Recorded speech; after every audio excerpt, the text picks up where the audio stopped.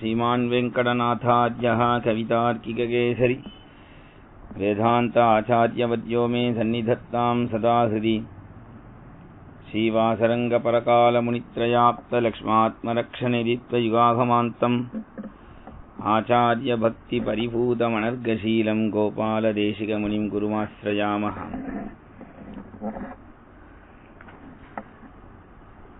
कूजन्तं राम रामेति मधुरं मधुराक्षरम् आरुह्य कविताशाखां वन्दे वाल्मीकिकोकिलं यः पिबन् सततं रामचरितामृतसागरम् अतृप्तस्तं मुनिं वन्दे प्राचेतसमकल्मषम् गोष्पदीकृतवाराशिं मशकीकृतराक्षसं रामायणमहामालारत्नं वन्दे अनिलात्मजम् अञ्जनानन्दनं वीरं जानकीशोकनाशनं कपीशमक्षहन्तारं वन्दे लङ्काभयङ्करम् उल्लङ्घ्य सिन्धोः सलिलं सलीलं यशोकवह्निं जनकात्मजायाः आदाय तेनैव ददाह लङ्कां नमामि तं प्राञ्जलिराञ्जनेयम् आञ्जनेयमतिपाटलाननं काञ्चनाद्रिकमनीयविग्रहम्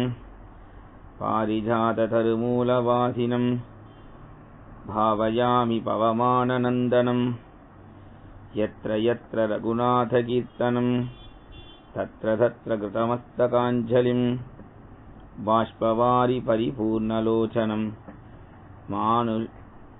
मारुतिं नमत राक्षसान्तकं मनोजवं मारुततुल्यवेगं जितेन्द्रियं बुद्धिमतां वरिष्ठं वातात्मजं वानरयूथमुख्यं श्रीरामदूतं शिरसा नमामि। वैदेहीसहितं सुरद्रुमतले हैमे महामण्डपे मध्ये पुष्पकमासने मणिमये वीरासने सुस्थितम् अग्रे वाचयति प्रभञ्जनसुते तत्त्वं मुनिभ्यः परं व्याख्यान्तं भरतादिभिः परिवृतं रामं भजे श्यामलम्। नमोऽस्तु रामाय सलक्ष्मणाय देव्यै च तस्यै जनकात्मजायै नमोऽस्तु रुद्रेन्द्रयमानिलेभ्यो नमोऽस्तु चन्द्रार्कमरुद्गणेभ्यः। तपस्वाध्यायनिरतं तपस्वी वाक्विदाम्बरं नारदं परिभप्रच्छ वाल्मीकिर्मुनिपुङ्गवम् सकृदेवः प्रपन्नाय तवास्मीति च याचते अभयं सर्वभूतेभ्यो ददामि एतत्व्रतं मम धर्मात्मा सत्यसन्धश्च रामो दाशरथिर्यदि पौरुषी चाप्रतिद्वन्द्वः शरैनं जहि रावणिम्। जानकीकान्तस्मरणं जय जय राम राम आंजनेय स्वामी की जय। ஸ்ரீமத் ராமாயணத்துல ஸ்ரீராமர் செஞ்சிருக்கக்கூடிய ஒரு தியாகம்தான் வசத்தியா பேசப்படுறது. 14 வருஷம் வனவாசம் அப்படிங்கும் பொழுது அந்த 14 வருஷத்தினுடைய அந்த தியாகத்தை தான் வால்மீகி பகவான் மட்டும் இல்ல எல்லா மகரிஷிகளும் கவிகளும் முக்கியமா அதை சொல்றா. பாகவதத்துல கூட ஸ்ரீ சுக பிரம்ம முனிவர் ராமரை பத்தி ராமாயணம்னு சொல்லும் பொழுது அவர் குருவர்த்தே தெக்தராஜ்யா அப்படிங்கிறார். ராஜ்யத்தை தியாகம் பண்ணிட்டு போன ராமன் அப்படின்னு சொல்றார். ராஜ்யத்தை தியாகம் பண்ணிட்டு போனவன் அப்படின்னும் பொழுது அந்த தியாகம்தான் வசத்தியா இருக்கு. ராமாயணத்துல ராமர் மட்டும் தியாகம் பண்ணல. இப்ப ராமர் தியாகம் பண்ணது என்ன இருக்கு பெருமையா பேசுறதுக்கு? ஏன்னா ராமாயணத்துக்கு ராமர் கதாநாயகன், அவர் காட்டுக்கு போனார் அப்படிங்கறத பெருசா சொல்லணும்னா அப்போ தர்மபுத்திரர் கூட 12 வருஷம் வனவாசம் பஞ்சபாண்டவர்கள் பண்ணா, அப்போ பஞ்சபாண்டவர்கள் மகாபாரதத்துல தர்மபுத்திரர் கதாநாயகன் தான். அப்ப அவர் பண்ணதும் தியாகம் தானே. நல சக்கரவர்த்தி கூட ராஜ்யத்தை இழந்துட்டு காட்டுக்கு போக வேண்டியபடி ஆயிடுச்சு. அவருமே அங்க கஷ்டப்பட்டார். அப்போ நல சக்கரவர்த்தியும் தியாகம் தானே அப்படின்னு கேட்டா, நல சக்கரவர்த்தியினுடைய தியாகத்தை காட்டிலும் தர்மபுத்திரருடைய தியாகத்தை காட்டிலும் ராமருடைய தியாகம் தான் வசத்தியா இருக்கு. எதனாலன்னா, ராமர் அதாவது தர்மபுத்திரரோ நல சக்கரவர்த்தியோ தர்மத்துக்காக ராஜ்யத்தை விட்டுட்டு போகல. பின்ன என்னன்னா, சூதாட்டத்துல ராஜ்யத்தை இழந்துட்டு அவ காட்டுக்கு போகும்படியாக நேர்ந்தெடுத்து. ஆனா ராமருக்கு சூதாட்டத்துல ராஜ்யத்தை இழக்கல. அப்ப அந்த ராமர் எதுல ராஜ்யத்தை இழந்தார் என்று கேட்டா, அந்த ராமர்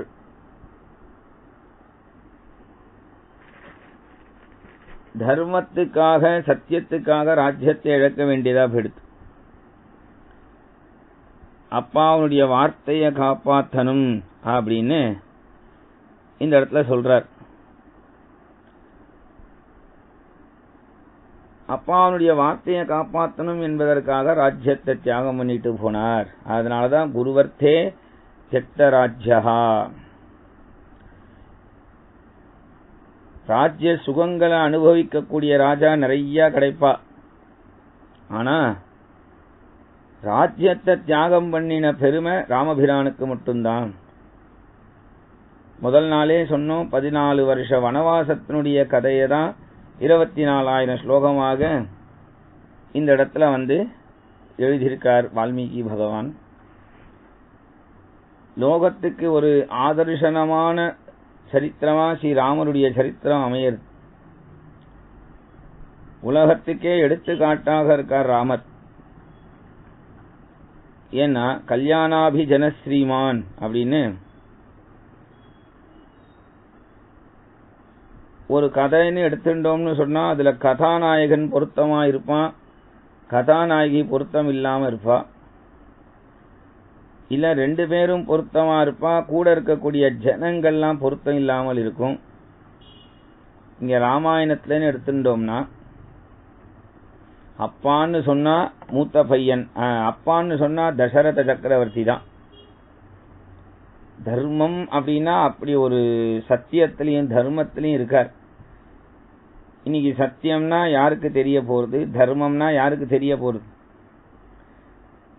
நாமே நம்ம பசங்க குழந்தைகளிடத்திலேயே இது தப்பு, இது பாபம், இது சத்தியம், இது தர்மம், இது அதர்மம்னு சொன்னா அதெல்லாம் எவன் பார்த்தான்னு தான் கேட்கறாளே தவிர யாருக்கும் ஃபாலோ பண்றதுல கடைபிடிக்கிறதுல யாருக்கும் இஷ்டமே கிடையாது.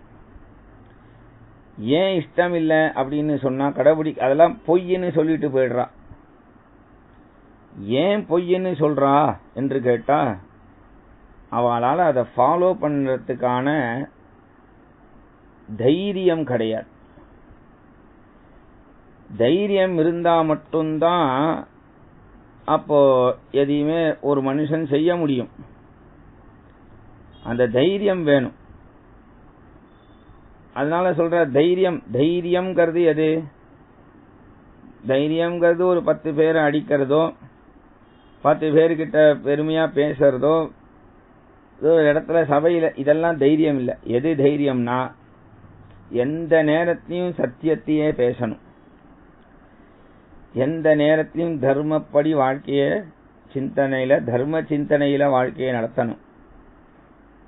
அதனால அப்பான்னு சொன்னா தசரதன் தான், அம்மான்னு சொன்னா கௌசல்யா தான், கைகேயி தான், சுமித்ரா தான். அதனால இந்த லோகத்துக்கே ராஜாவா வரப்போற புத்திரன் அப்படின்னா, புத்திரன்னா எப்படி இருக்கணும்? அச்சு பிச்சா இருக்கக்கூடாது. புத்திரன்னா ராமர் மாதிரி இருந்தா தான் அது அழகு. அந்த அப்பா வழியில வரக்கூடிய அந்த ராஜ்யத்துக்கு எல்லாருக்கும் அது தகுதின்றது சொல்ல முடியாது. ஏன்னா அப்பா வழியில வரக்கூடிய ராஜ்யத்துக்கு அந்த ராஜ்யத்துக்கு தகுதி இருக்கணும் ஒருத்தனுக்கு. ராஜா அப்படின்னு சொன்னா ராஜாவுக்கு உரிய லட்சணங்கள்லாம் இருக்கு. ராஜான்னு சொன்னா ஒரு பார்க்கறதுக்கே ஒரு க்ஷத்ரியனா இருக்கணும், கம்பீரமா இருக்கணும், எல்லாருடைய கஷ்டத்தையும் புரிஞ்சுக்கணும், தனக்குன்னு சுயநலமே வச்சுக்க கூடாது, தன் குடும்பம் அப்படின்னு பார்க்க கூடாது, நாட்டையே தன் குடும்பமா நினைக்கணும். ராஜாவுக்கு இதெல்லாம் லட்சணம். உலகத்துல ஒருத்தனுக்கு கஷ்டம்னா ஓடி போய் ராஜா தீர்க்கணும். அது தான் மட்டும் சௌக்கியமா படுத்துண்டு சௌக்கியமா சாப்பிட்டு சௌக்கியமா வாழ்ந்துட்டு போறது இது ராஜா கிடையாது. ராஜா அப்படின்னு சொன்னா ஒரு நாட்டை காக்கக்கூடியவன் அப்படின்னா அவனுக்கு தர்மம் அதர்மம் எல்லாத்தையும் தெரிஞ்சிருக்கணும், துஷ்டர்களை அடக்கணும், சாதுக்களை ரட்சிக்கணும். அப்படி இருந்தா தான் ராஜா.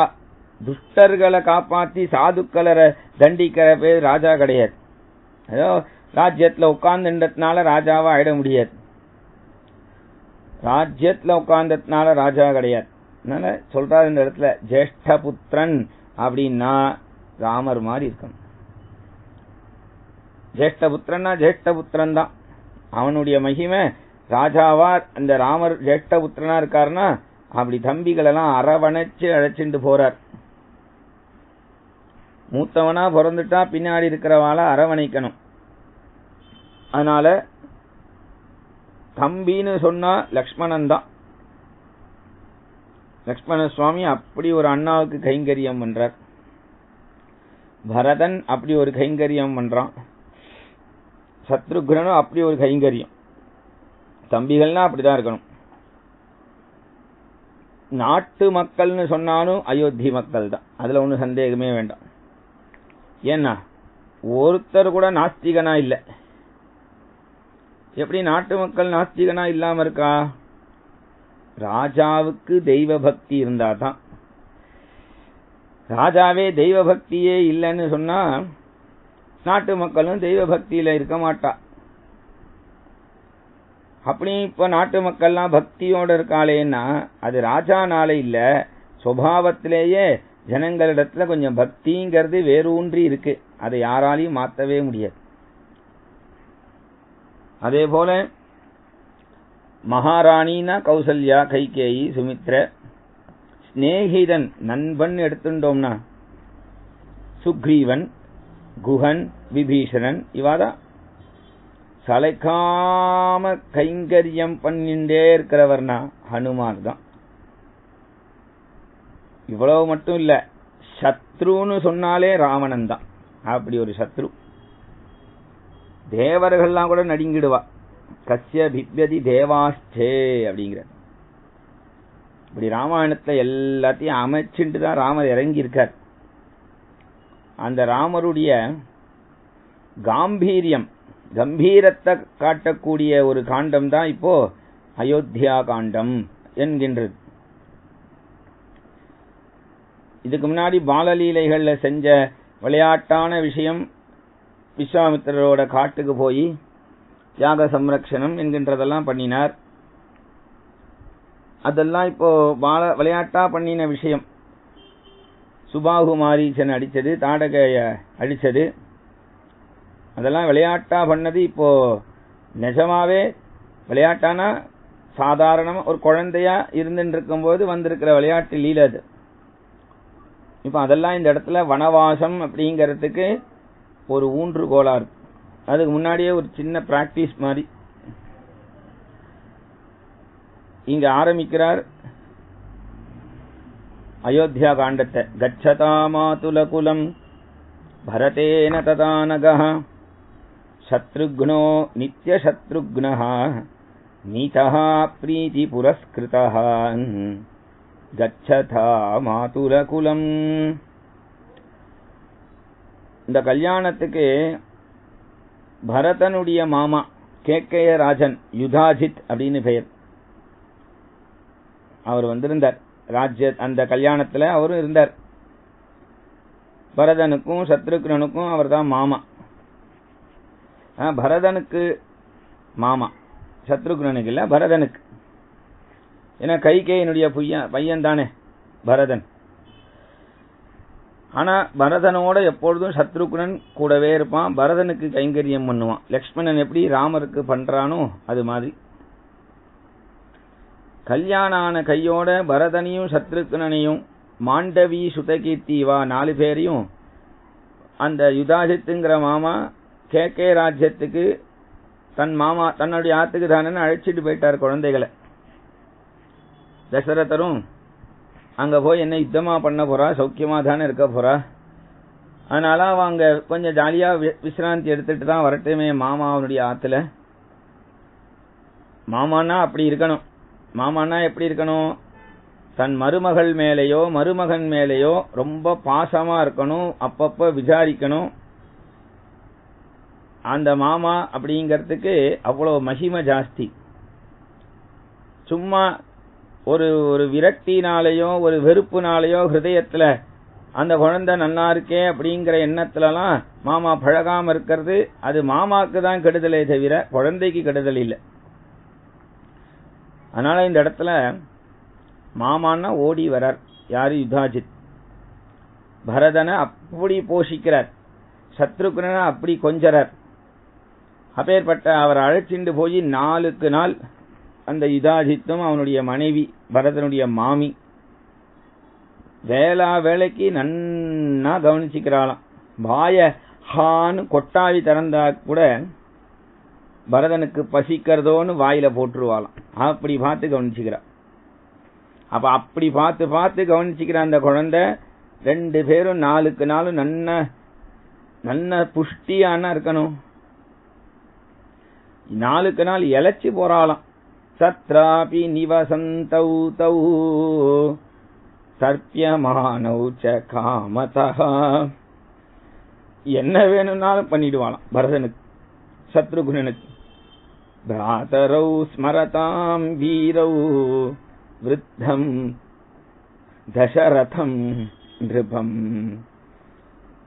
பரதன் சத்ருகுணனை பார்த்து சொல்றான், சத்ருகுணா, என்னமோ நாம இங்க வந்து உக்காந்துட்டு இருக்கோம், நாம இங்க வந்து என்னமோ மாமா சாப்பாடு போடுவா, மாமா விளையாட்டு காமிப்பா, நாட்டிய கச்சேரி பார்த்துட்டு நம்ம சௌக்கியமா இதுக்காக வந்திருக்கோம். இப்ப தசரதர் அயோத்தியில என்ன பண்ணிட்டு இருக்கார், அந்த நம்ம அண்ணா ராமர் என்ன பாக்கியம் பார், அப்பாவுக்கும் கைங்கரியம் பண்ணிண்டு ராஜ்யத்துல வரக்கூடிய விஷயங்களையும் பார்த்துண்டு அங்க இருக்கார் பார். நமக்கு அந்த பாக்கியம் இல்லையே. நாம அண்ணாவுக்கு கைங்கரியம் பண்ணிட்டு இருந்தா அப்பாவுடைய ராஜ்ய காரியங்கள் எல்லாம் அண்ணா பார்த்துப்பா, இல்ல அண்ணாவை அப்பாவுக்கு கைங்கரியம் பண்ணுப்பா, நாங்க போய் ராஜ்ய காரியங்கள் என்னென்னவோ கவனிச்சுட்டு வரோம், ராஜரீகமான காரியங்களை அப்படின்னு சொல்லலான்னு பார்த்தா அந்த ராமர் கூட இருக்கிற பாக்கியம் கிடைக்கலையே அப்படின்னு பரதன் ராமரையே நினைச்சுண்டு கண்ணீர் விடுறான். அப்படி இருக்கக்கூடிய பரத சத்ருகுணர்கள் அவளுக்கு சிந்தனை எல்லாம் அயோத்தியில தான் இருக்கு. அதனால இழைச்சி போறா. 4 நாள் இழைச்சி போறா. சரி, இங்க தசரதனுக்கு எப்படி இருந்ததுன்னா, தசரதனுக்கு சத்வார இவ பாகவஹ. ஒரு அப்பா அம்மாவுக்கு 4 குழந்தைகள் இருந்தாலும் 6 குழந்தைகள் இருந்தாலும் 10 குழந்தைகள் இருந்தாலும் எல்லாரும் சமம் தான். அதுல ஒன்றும் சந்தேகம் இல்லை. அதுல சந்தேகம் இல்லை. அதெல்லாம் குழந்தைகளா இருந்தா தான். ராமர் பகவான். அப்போ அப்பேற்பட்ட ராமன் இடத்துல எல்லாருக்குமே அலாதி பிரியந்தான். சஹி தேவைருதீர்ணஸ்ய ராவணஸ்ய வதார்த்திபிஹி அர்த்திதோ மானுஷோ லோகே ஜக்ஞே விஷ்ணுஹு சனாதனஹ. ராவணாதிகளால பாதிக்கப்பட்ட தேவர்கள் தசரதர் யாகம் பண்ணும்போது பகவான சரணாகதி பண்ணினான். அப்ப அந்த சரணாகதி சமயத்துல பகவானே நானே வந்து தசரதனுக்கு புத்திரனா பிறக்க போறேன் அப்படின்னு சொன்னதுனால பகவானே வந்திருக்கான். பகவானே புத்திரனா வந்திருக்கான் போது அந்த இடத்துல அங்க பிரேமை தான் இருக்கும். அதனால மற்ற குழந்தைகள் வெறுப்புன்னு அர்த்தம் கிடையாது. தசரதனுக்கு எல்லாரும் ஒண்ணுதான். ரொம்ப பரதனை பத்தி பெருமையா சொல்ல போறார் தசரதர்.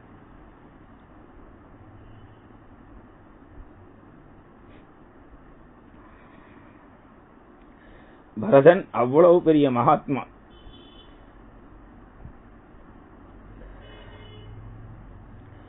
இங்க ராமருடைய குணங்களை தசரதன் நினைச்சுக்கிறார். ஏன் தசரதனுக்கு ராமர் மேல அலாதி பிரியம்னா அதோஷதர்ஷி அப்படிங்கிறார். யாரிடத்திலையும் தோஷமே பார்க்க மாட்டானா ராமர்.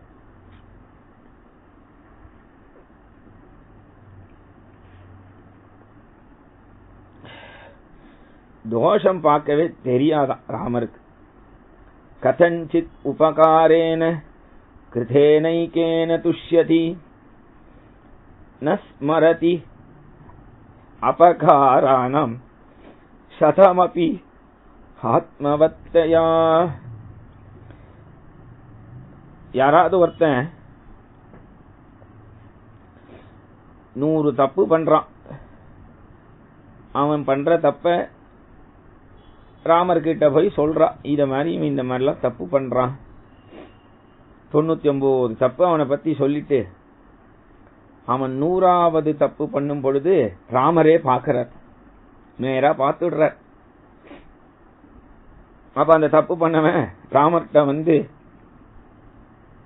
ராமா நான் அப்படிலாம் தப்பு பண்றவன் இல்ல அப்படின்னு சொல்றான். ராமர் என்ன சொல்லுவார்? டேய், உன்னை பத்தி 99 தப்பு நான் கேள்விப்பட்டேன், 100வது நானே பார்த்துட்டேன் அப்படி சொல்ல மாட்டாராம். நஸ்மரதி அபகாராணாம், அவன் 100 தப்பு பண்ணாலும் மனசுலயே வச்சுக்க மாட்டாராம். அப்படிலாம் பண்ணி அப்பா இனிமேல் அது மாதிரி பண்ணாத அப்படின்னு வரான். அதே ஒருத்தன் தப்பி தவறி ராமருக்கு உபகாரம் பண்ணிட்டான்னா அத உயிர் இருக்கிற வரைக்கும் மறக்கவே மாட்டான். உபகாரம் போய் எம்பெருமானுக்கு யார் பண்ண முடியும்? ஈஸ்வரன் எடுத்துட்டாலே ஒரு ஈஸ்வரனுக்கு சாமானிய ஜீவன் என்ன உபகாரம் செஞ்சிட முடியும்? சர்வஜனுக்கு ஒரு அல்பஜன் என்ன ஒரு உபகாரம் செய்ய முடியும்? சர்வசுவாமிக்கு ஒரு தாசன் என்ன உபகாரம் செய்ய முடியும்? சர்வசக்தனுக்கு ஒரு அசக்தன் என்ன உபகாரம் செய்ய முடியும்? அதனால உபகாரம் அப்படின்னு சொல்லலாமான்னா அது அந்த மாதிரி அமைஞ்செடுத்தான். உபகாரம்ங்கிற சொல்லு அமைஞ்செடுத்து. என்ன உபகாரம் பெருமாளுக்கு, சர்வேஸ்வரனுக்கு நாம என்ன உபகாரம் பண்ண முடியும் அப்படின்னா, அது என்ன உபகாரம்னா, அதாவது ஒரு குழந்தைக்கு சனிக்கிழமை ஆனா அந்த குழந்தையினுடைய அம்மா குழந்தைக்கு எண்ணெய் தேய்ச்சி குளிப்பாட்டணுங்கிற ஒரு வழக்கம் வச்சிருக்கா. அப்படி எண்ணெய் தேய்ச்சி குளிப்பாட்டணும் பொழுது அன்னைக்கு அந்த அம்மாவுக்கு அந்த ஒரு வேலை தான் ஓடும். ஏன்னா அது இங்க ஓடும், அங்க ஓடும், இப்படி ஓடும், அப்படி ஓடும் அந்த குழந்தை. அப்படி துருன்னு இருக்கக்கூடிய குழந்தை ஒரு நாள் தானே வந்து ஒரு பலகாவை போட்டு சனிக்கிழமை உட்கார்ந்துட்டு அம்மாவை பார்த்து, அம்மா என்ன தேய்ச்சி விடு அப்படின்னு சொன்னா, அப்ப அந்த அம்மா என்ன சொல்லுவா?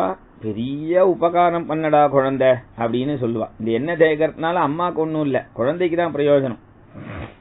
அது மாதிரி பகவானுக்கு நாம பண்ற உபகாரம் என்னன்னா, பகவான் நமக்கு பண்ணக்கூடிய அனுகிரகத்தை நாம அதை அப்படியே ஏத்துக்கிறது தான் பகவானுக்கு நாம பண்ற ஒரு உபகாரம் அப்படிங்கிற. இப்படி இந்த ராமருடைய கல்யாண குணங்கள் எல்லாம் இதுல நிறைய சொல்றார். அந்த குணங்கள் அப்படியே தசரதர் நினைச்சுண்டு தசரதர் சபைக்கு வரார். இன்னைக்கு சபை நன்னா நிறைஞ்சு இருக்கு. அழகா பேசுவாராம் தசரதர். அந்த சபையில உட்கார்ந்துட்டார் சிம்மாசனத்துல. அப்படி மேலையும் கீழையும் பார்த்தார்.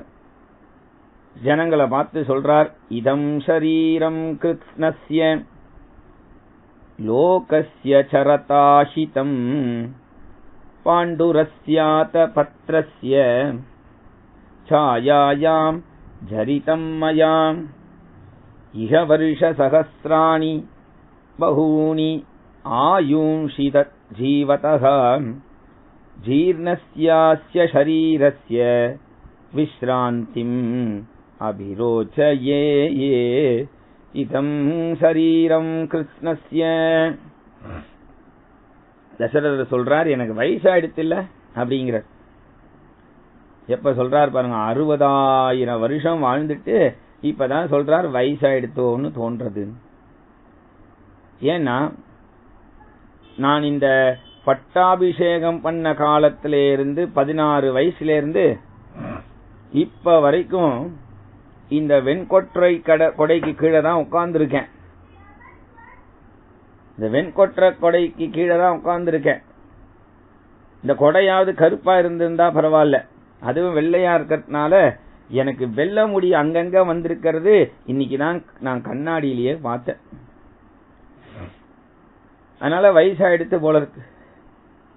வயசாயிடுத்துங்கிறதுனால என்ன ஆயிடுத்து, நான் அப்படியே இந்த மாதிரி வயசானதுனால விஸ்ராந்தி எடுத்துக்கலாம்னு இருக்கேன்.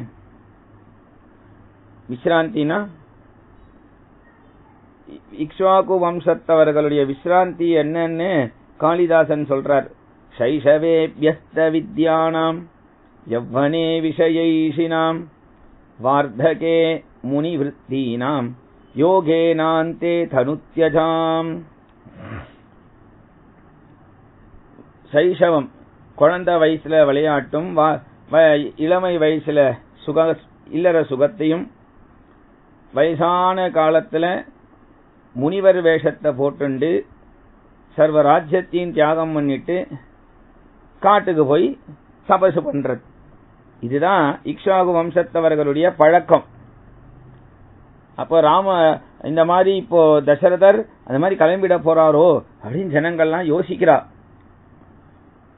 உடனே தசரதர் சொல்றார், நான் அப்படியே கிளம்பிடுவேன்னு நினைக்காதீங்க. பின்ன நான் விஸ்ராந்தின்னு சொன்னது அந்த புறத்துல தான் இருப்பேன். ஆனா எனக்கு ஒரு குழந்தை, எனக்கு ராமன்னு மூத்த புத்திரன் இருக்கானே, அவனுக்கு பட்டாபிஷேகம் பண்ணி வச்சுட்டு நான் விஸ்ராந்தி எடுத்துண்டு அப்பப்போ என் குழந்தை எப்படி ராஜ்ய பரிபாலனம் பண்றாங்கிற அழக அப்பப்போ பார்த்துட்டு போவேன். நல்ல விசேஷமான நாட்கள், புண்ணியமான நாட்கள் எல்லாம் நான் பார்த்துப்பேன். இப்படி சொன்னதும் உடனே ஜனங்கள்லாம் ரொம்ப சந்தோஷப்பட்டு அத்தனை ஜனங்களும் சேர்ந்து இச்சாமோஹி மகாபாகும் ரகுவீரம் மகாபலம் கஜேன மகதாயாந்தம் ராமம் சத்ராவிருதானனம் இச்சாமோஹி மகாபாகும். அத்தனை பேரும் சேர்ந்து ஒரு முகமாக சேர்ந்து அத்தனை பேரும் ஆக்ஷேபனை இல்லை, நாங்க சந்தோஷப்பட்டோம், இதுக்கு சம்மதம் சம்மதம் சம்மதம்னு கத்தினாலும். ராஜ தர்பார்ல அப்படிலாம் கத்தக்கூடாதான். ராஜ தர்பார்ல கத்தக்கூடாது. அதனாலே அப்பயும் தசரதர் அழகா சொல்றார், ஓ இந்த கிழமை எப்போ இந்த சீட்டை விட்டு இறங்குவான்னு நீங்க எல்லாம் காத்துட்டு இருந்தீர்களோ அப்படின்னு. ஜனங்களுக்கு ஒரு மாதிரி ஆயிடுச்சு, தப்பா பண்ணிட்டோமே. அவ சொன்னா, அப்படி ஒன்னும் இல்ல, நீங்க இருந்தாலும் எங்களுக்கு சந்தோஷம்தான். ஆனா உங்களை விட உங்க புத்திரன் வந்தா அது அலாதி ஆனந்தம். ஏன், உங்க பையனிடத்துல அவ்வளவு குணங்கள் இருக்கு சுவாமி. அப்படி என்ன இருக்குன்னா, பகவோன்றுப கல்யாண குணாஹாம் புத்திரஸ்ய சந்திதே குணான் குணவதோ தேவ தேவகல்பஸ்ய தீமதः பிரியான் ஆனந்தனான் கிருஷ்ணான் தேவ பிரவக்ஷ்யாமோத்யதான் ஸ்ருணு. உம்முடைய புத்திரனுக்கு நிறைய கல்யாண குணங்கள் உண்டு. அதனால உம்மிடத்திலாவது தசரதரே, காத்தால ஒரு தடவை சாயங்காலம் ஒரு தடவை தானே உம்மை பாப்பார் உம்ம புத்திரன். உம்மகிட்டேன்னு இன்னைக்கு என்ன வேலைன்னு கேட்டுட்டு நேரா ஜனங்களான எங்க கிட்ட வந்துருவார் உங்க பையன்.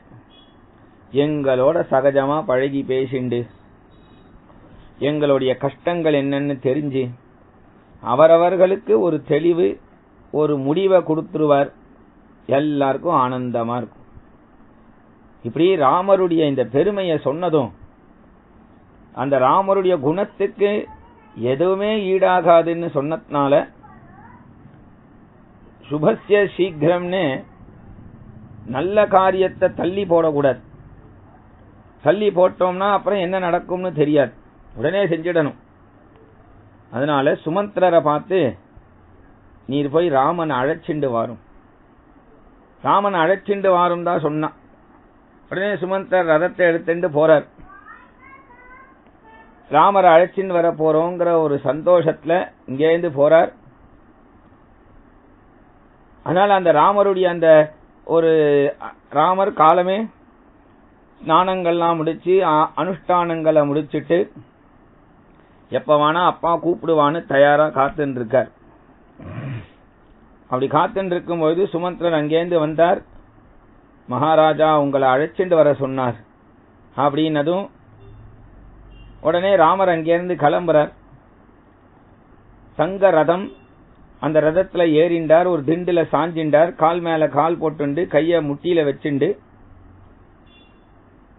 அப்படி அந்த ராமர் இளம் சூரியன்ல தங்க ரதத்துல தங்கம் மாதிரி ஜொலிக்கிறாராம் ராமர். அப்படி ராமர் அந்த அயோத்தி வீதியில வரும்பொழுது அயோத்தி மக்கள் அவ்வளவு கூட்டமா இருக்கு, ஜனங்கள்லாம் பார்க்கிறா ராமரை. கந்தர்வராஜ பிரதிமம் லோகே விக்யாத பௌருஷம் தீர்க்கபாகும் மகாசத்வம் மத்தமாதங்ககாமினம் சந்திரகாந்தானனம் ராமம் அதீவ பிரியதர்சனம் ரூபௌதார்ய குணை பும்சாம் திருஷ்டி சித்தாபகாரினாம் கந்தர்வராஜ பிரதிமம் லோகே விக்யாத பௌருஷம். அப்படி வரக்கூடிய ரதத்துல வரக்கூடிய ராமரை பார்க்கிறா. எல்லா ஜனங்களும் இருக்கா, ஸ்திரீகள் இருக்கா. அவரவர்களுக்கு ராமரை எப்படி பார்க்கணும் அப்படி பார்க்கிறா. கந்தர்வராஜன் நேரா பூலோகத்துக்கு இப்படி வந்துட்டார் போல இருக்கேன் என்று ஸ்திரீகள்லாம் அழகுல மயங்கி ராமருடைய அழக பார்க்கிறா. லோகே விக்யாத பௌருஷம்னு புருஷர்கள்லாம் ராமருடைய பல பராக்கிரமத்தை பத்தி பேசிக்கிறார். சாட்சாத்து பரசுராமருடைய சிஷ்யர், சாட்சாத்து பரசுராமர் கார்த்த வீரியார்ஜுனுடைய கொட்டத்தெல்லாம் அடக்கினவர், அந்த பரசுராமரையுடைய கொட்டத்தையே அடக்கினவர் நம்ம ஸ்ரீராமர், எப்பேற்பட்டவர் அப்படின்னு பேசிக்கிறார். தீர்க்கபாகும் மகாசத்வம் மத்தமாதங்ககாமினம், அப்படியே நீண்ட கைகள், மகாபலம் பொருந்தியவரா இருக்கார் ராமர்.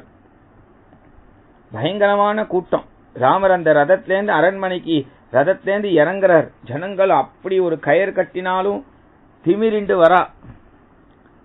அப்ப என்ன ஆச்சுன்னா, அப்படி ஒரு அரண்மனை படிக்கட்டுல ஒரு 2 படிக்கட்டு அப்படி ஏறிட்டு சந்திரகாந்தானனம் ராமம் அதீவ பிரியதர்சனம். உடனே ராமர் அப்படி திரும்பி ஜனங்களை பார்க்கிறார்.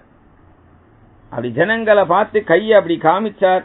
அதுக்கப்புறம் ஒரு நூல் கட்டல, ஒரு கயிறு கட்டல, ஜனங்கள் அப்படியே கப்பு சிப்புன்னு கம்முன்னு ஆயிட்டான். அப்ப சொல்றார் சந்திரகாந்தானனம் ராமம். அப்படி திரும்பி ஜனங்களை பார்க்கும் பொழுது ராமருடைய முகம் எப்படி இருந்ததுன்னா சந்திரன் போன்ற முகம் என்று சொல்ல வேண்டியிருக்க, இவர் முகம் மாறி சந்திரன் இருந்ததுன்னு சொல்றான். சந்திரனுக்கு அழகு ராமருடைய முகம் மாறி இருந்துதான். சந்திரகாந்தானனம் ராமம் அதீவ பிரியதர்சனம். பிரியதர்சனம், எப்பொழுதும் பிரியதர்சனம் தான் ராமர், எப்போதுமே பிரியமா இருப்பார். அதனால பிரியதர்சனன், அதீவ பிரியதர்சனம். அதனால பும்சாம் திருஷ்டி சித்தாபகாரினாம், எல்லாருடைய சித்தத்தையும் அபகரிக்க கூடியவனா இருக்கான ராமர். அப்படி ஒரு அழகு. அதனால சொல்றார் அப்படி ராமர் அவர்களெல்லாம் அப்படி சமாதானம் பண்ணிட்டு நேரா சபைக்கு உள்ள வரார். இப்படி சபைக்குள்ள வந்ததும் சபையே நிறைஞ்சிருக்கு.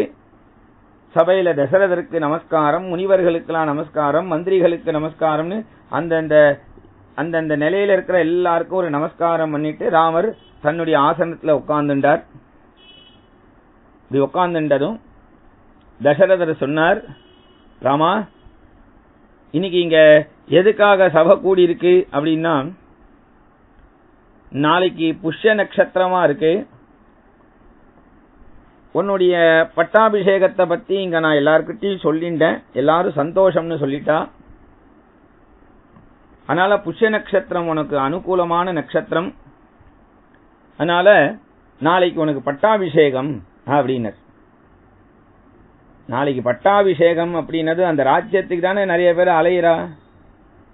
ராஜ்யம்னதுமே அது எப்படியாவது அடைஞ்சிடணும், ஏமாத்தியாவது அடைஞ்சிடணும் தானே எல்லாரும் அலையிறா உலகத்துல. அந்த ராஜ்யமே இவருக்கு கிடைக்கிறது. அப்ப கூட ராமர் எப்படி இருக்காருனார், அமைதியா இருக்கார். மனசுல இருக்கிறத வெளிப்படுத்தவே இல்லை, அமைதியா இருக்கார். தசரதர் பார்க்கிறார். தசரதருக்கு மகிமை என்னன்னா, அயோத்தியில எப்பேற்பட்டவனா இருந்தாலும் அவனுடைய மனசுல என்ன இருக்குங்கிறத க்ஷணத்துல கண்டுபிடிச்சிருவார் பார்த்த உடனே. அவர் விசாரிக்கிறவர் தானே, கைதிகள் எல்லாம் பாவம் தப்பு பண்ணவனை விசாரிப்பார் தசரதர். அப்படி விசாரிக்கும் பொழுது இவன் தப்பு பண்ணானா இல்லையாங்கிறத அவனை பார்த்ததுமே கண்டுபிடிக்கக்கூடிய தசரதருக்கு தம் புத்திரனுடைய ஹிருதயத்துல என்ன இருக்குன்னு கண்டுபிடிக்க முடியல. அதான் ராமர். யாருக்குமே தன்னுடைய ஹிருதயத்தை வெளிப்படுத்தவே மாட்டார் ராமர். அதுக்காக ஏதோ ஒரு அசுத்தமா வச்சுட்டு இருப்பான்னு நினைக்காதீங்க, நல்லது மட்டும்தான் வச்சுட்டு இருப்பார். சரி, அவனுடைய மௌனமே சம்மதத்துக்கு அறிகுறி என்று நினைச்சு சபையை கலைச்சிட்டார். சரி இல்ல, நாளைக்கு பார்க்கலாம். சுமந்திரரை விட்டு வசிஷ்டரை விட்டு என்னென்ன காரியங்கள் செய்யணுமோ, சுமந்திரரை விட்டு என்னென்ன பட்டாபிஷேகத்துக்கு தயார் பண்ணணுமோ பண்ணுன்னு சொல்லிட்டு அரண்மனைக்கு வரார். அரண்மனையில உட்கார்ந்து சிந்தனை பண்ணிட்டே இருக்கார். தன்னுடைய அரண்மனையில தன்னுடைய ஒரு அந்தப்புறத்துக்கு வரார். அந்த அந்தப்புறத்துல சிந்தனை பண்றார். என்ன சிந்தனைன்னா, பட்டாபிஷேகம்னு சொன்னது இந்த குழந்தை துள்ளி குதிப்பான்னு பார்த்தா இப்படி அமைதியா இருக்கானே, என்னன்னு தெரியலையா, அவனுக்கு பிடிக்கலையா? அது சபையா இருக்கிறதுனால அவனால சொல்ல முடியல.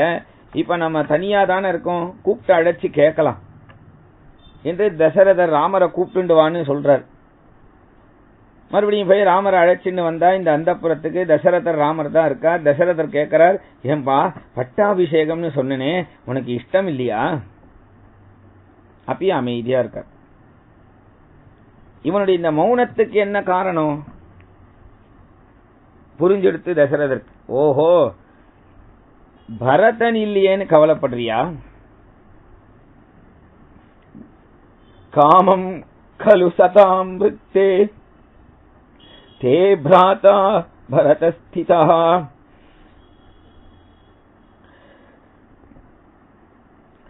ஜேஷ்டானுவர்த்தி தர்மாத்மா சானுக்ரோஷः ஜிதேந்திரியः காமம் கலு சதாம் விருத்தே.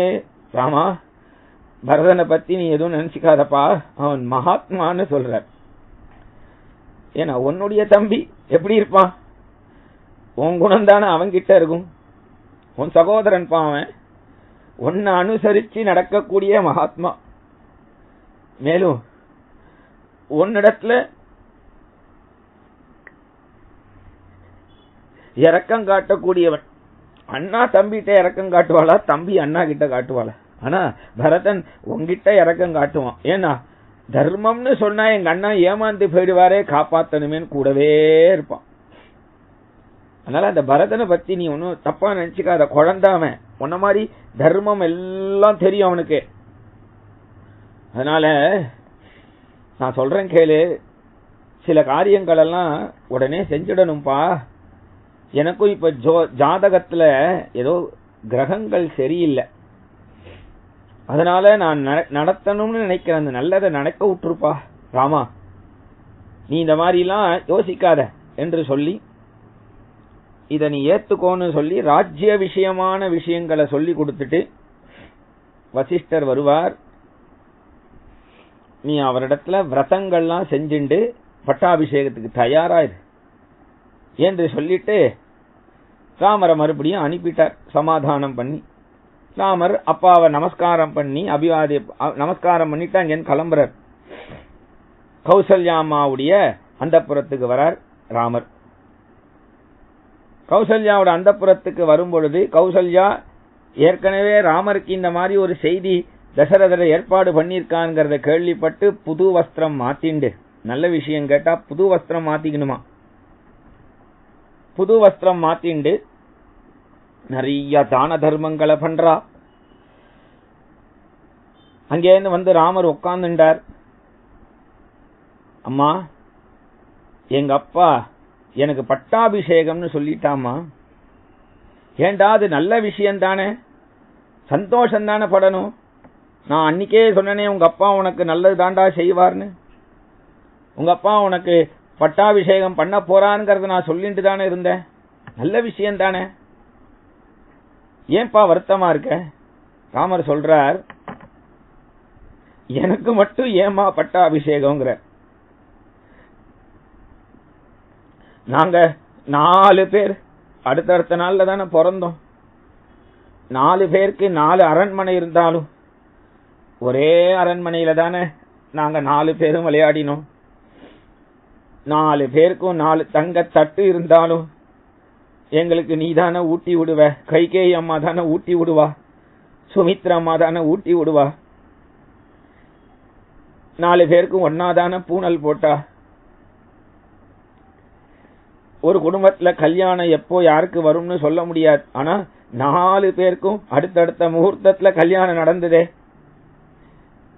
இதெல்லாம் எல்லாருக்கும் நடந்து பட்டாபிஷேகம் மட்டும் எனக்கு மட்டும் ஏங்கிறார். இதான் ராமருடைய குணம். பட்டாபிஷேகம் எனக்கு மட்டும் ஏன்? 4 பேரையும் கூப்பிட்டு பட்டாபிஷேகம் பண்ணிடலாம்ல அப்பா. இதே புஷ்ய நட்சத்திரம் அடுத்த மாசம் வராதா?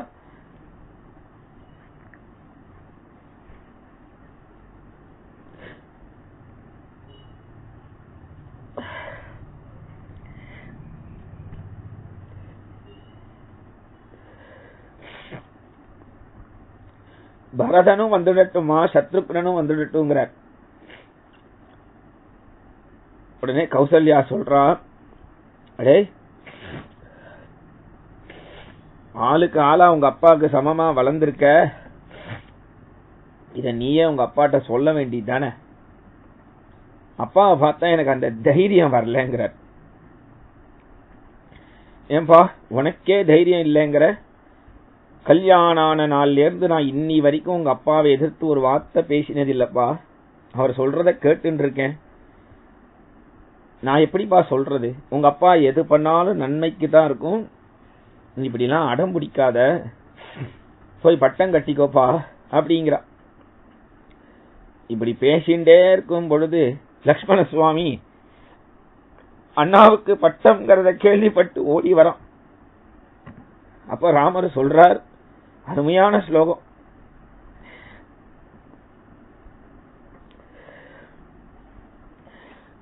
சௌமித்ரே புங்ஸ்வ போகாம்ஸ்த்வம் இஷ்டான் ராஜ்ய பலானி ச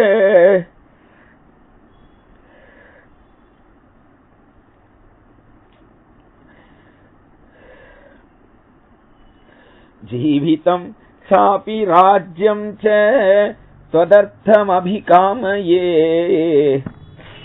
லக்ஷ்மணா, நான் வெறும் பேருக்கு தான்பா பட்டம் கட்டிக்க போறேன்.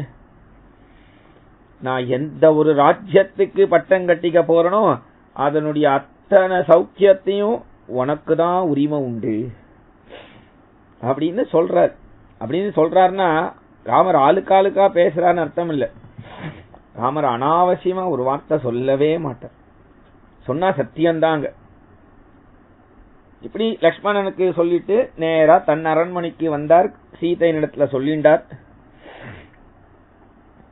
அயோத்தியே சந்தோஷமா இருக்கு. அப்படி சந்தோஷப்பட்டு அன்றைக்கு சாயங்காலம் வசிஷ்டர் வந்து விரத சமாவர்த்தனங்கள் என்னெல்லாம் செய்யணுமோ அதெல்லாம் செஞ்சு இனி கொஞ்சம் விரதத்தோட இருக்கணுங்கிறதுனால படுக்கையில படுத்துண்டு இப்படிலாம் இருக்கக்கூடாதான் ராமர். அதனால சீதையை அழைச்சிண்டு ராமருடைய குலதெய்வமான ரங்கநாதருக்கு பூஜை பண்ணணும்னு போறார், ஆராதனம் பண்ண போறார். ரங்கநாதனுடைய சன்னிதானத்துக்கு வரார், ரங்கநாதனுக்கு பூஜை பண்றார். வேத கோஷங்கள்லாம் நடக்கிறது. ராமரே ரங்கநாதனுக்கு சாமரம் வீசுறார், ரங்கநாதனுக்கு ராமரே கொடை காட்டுறார், ராமரே புஷ்பங்கள்லாம் போடுறார். சீதை ராமருடைய அந்த ரங்கநாதருக்கு ராமர் பண்ணக்கூடிய பூஜையினுடைய அழகை பார்த்து ரசிக்கிறார். தியாகராஜ சுவாமிகள் ஒரு பாட்டுல சொல்றார், உபசார மூலனு சேகோனு வையா உரகராஜ சயனா. இந்த உபசாரம் அப்படிங்கறது நாம ராமருக்கு பண்ற பாட்டுன்னு நினைக்கிறோம். இல்ல, ராமர் ரங்கநாதனுக்கு பண்ற பாட்டா தியாகராஜ சுவாமிகள் எழுதுறார். அந்த உபசாரங்கள்லாம் எடுத்து எடுத்து காட்டுறதெல்லாம் ராமர் பண்றதை இங்க அருமையா சொல்றார். அப்படி ராமர் அந்த பூஜைகள்லாம் முடிச்சு டோலோத்சவங்கள்லாம் செஞ்சு அந்த டோலோத்சவத்துல பெருமாளுக்கு கொடுக்க வேண்டிய பால் எல்லாம் கொடுத்து சுகுமார சுந்தரா க்ஷீர சோரா க்ஷீர சோரா சித்த சோரா சுலப குணாலய சுந்தர ரூபா ஸ்வாதுபய பிப சரசிஜனாபா சுகுமார சுந்தரா க்ஷீரச்சோரா என்று அப்படி அந்த க்ஷீரத்தை கொடுக்கிற ஒரு அழகு, அந்த தாம்பூலம் கொடுக்கிற ஒரு அழகு. லீலா ரசிகா லாவண்யசீலா கோமல தாம்பூலம், அந்த தாம்பூலத்தை கொடுக்கிறது ஒரு அழகு, ராமர் கொடுக்கறதே ஒரு அழகுதான். அப்படி அதெல்லாம் கொடுத்து அந்த பெருமாளை படுக்க வைக்கிறது சயனத்துல. சேஷ்வ சுகம் என்று அந்த சேஷ்வ சுகத்துல சேஷ சயனத்துல அப்படி பெருமாள் அப்படி பள்ளி கொண்டு இருக்கக்கூடிய அந்த அழக இப்படி எல்லாம் பாட்டு பாடி அந்த ரங்கநாதருக்கு பூஜையை முடிச்சிட்டு அந்த சந்நிதியை விட்டு வெளியில வந்து அந்த கோவில் மாடத்துல ராமர் தலகாணிலாம் கிடையாது, கையை இப்படி வச்சு ராமர் படுக்க சீதா பிராட்டி பாத சேவை பண்றாலும். இது எப்படி இருக்குன்னா இந்த இடத்துல சொல்றார், உள்ள மூலவர் படுத்துட்டு இருக்க வெள்ள உற்சவர் இப்ப புறப்பாடு கிளம்ப போறாராம். மூலவர் ரங்கநாதனா, உற்சவர் ராமரா. ஏன்னா மூலவர் எங்கேயும் போக முடியாது, உற்சவர் தான் கிளம்ப முடியும் புறப்பாடுன்னு. இப்ப ராமர் வந்து பட்டாபிஷேகத்துக்கு போகல, ராவண வதம்ங்கிற புறப்பாட்டுக்கு கிளம்புறதா சங்கல்பமா. அதனால இந்த இடத்துல ராமர் இப்படி சும்மா ஒரு சயனத்துல இருக்கார், தூங்கல. ஸ்ரீ பாத சேவை பண்ணிட்டு அன்றைய பொழுது முடியறது. மறுநாள் காலமே முதல்ல லக்ஷ்மண சுவாமிக்கு தான் என்னைக்குமே தரிசனம். சுப்பிரபாத சேவை என்னைக்குமே லக்ஷ்மணருக்கு தான். அதனால லக்ஷ்மண சுவாமி வாசல்ல வந்து ரங்கேஷமாம் பாஹி ரங்கேஷமாம் பாஹி ரங்கேஷமாம் பாஹி ரங்க பிரபோ ரங்கேஷமாம் பாஹி ரங்கேஷமாம் பாஹி ரங்கேஷமாம் பாஹி ரங்கநாதா ரங்கேஷமாம் பாஹி ரங்கேஷமாம் பாஹி ரங்கேஷமாம் பாஹி ரங்க பிரபோ என்ற அப்படி ரங்கநாதருக்கு எழுப்புற பாட்ட அங்க ராமரும் சீதையும் பாடுறா. அவ எழுந்துட்டா, சுப்பிரபாதம் ஆயிடுத்து, அண்ணா எழுந்தாச்சுன்னு லக்ஷ்மண சுவாமிக்கு தெரியறது. மணிக்கதவை திறக்கிறா. உடனே மங்கள ஸ்நானங்கள்லாம் முடிஞ்சு நல்ல வஸ்திரங்கள்லாம் போட்டுண்டு நேரா அரண்மனையில போய் லக்ஷ்மண சுவாமி கொடை பிடிக்க ராமரும் சீதையும் நேரா அரண்மனையில போய் காத்துன்னு இருக்காளாம். எப்ப பட்டாபிஷேகத்துக்கு கூப்பிடுறாளோ அப்ப தயாரா போகணும் என்று ராமர் தன்னுடைய அரண்மனையில சீதையோட லக்ஷ்மணனோட காத்துன்னு இருக்கார் என்கின்ற இந்த கட்டத்தோட இன்னைக்கு உபன்யாசத்தை நிறுத்திப்போம். இதுக்கப்புறம் வரக்கூடிய கட்டத்தை நாளையினுடைய உபன்யாசத்துல நாம சமணம் பண்ணலாம். ஜானகி காந்த ஸ்மரணம். ஜெய் ஜெய் ராம ராம ஆஞ்சநேய சுவாமிக்கு ஜெய்.